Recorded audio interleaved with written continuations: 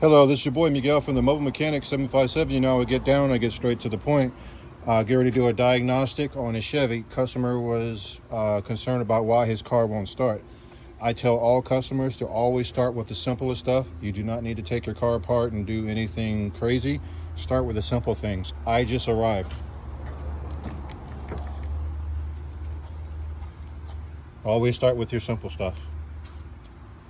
I'm also going to test the battery out, and I'm going to show you our tester. It'll be in the video when we do the when the video comes out. It'll be in the description.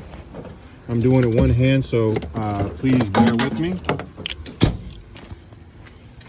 So this right here is our tester. It tests out the alternator, the starter, and the battery.